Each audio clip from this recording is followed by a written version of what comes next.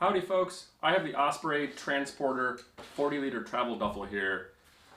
It comes in this small little pocket that you're supposed to be able to store the bag in, and it's pretty easy to get it out of the bag, but how do you get it back in the bag?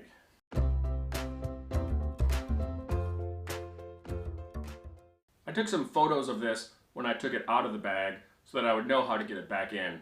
This is just going to be a short little video demonstrating how to fold the duffel bag to get it back in the pocket. First thing you want to do is lie the bag in front of you.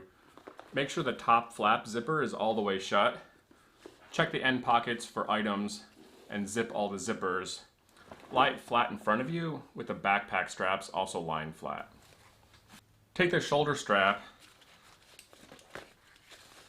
and just kind of lie it in the middle of the bag between the two backpack straps. Next, you're going to want to fold the ends in just a little bit.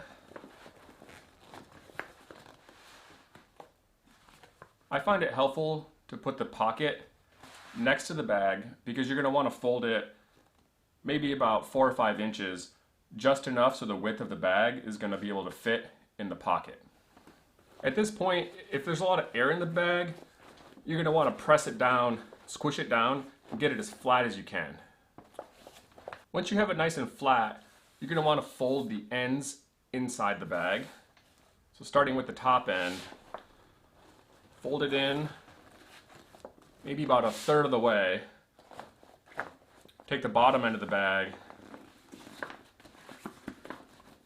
and fold it over the top end, and then just press it down as much as you need to get all the air out of it and squish it flat. At this point, the duffel bag should look about like this, and it should be folded at about the same dimensions as the bag that you're going to try to put it in. This next step is kind of the trickiest. If you have it folded right, you should be able to fit it in there, but you kind of have to jam it in there. These things never fit exactly back into the bag, but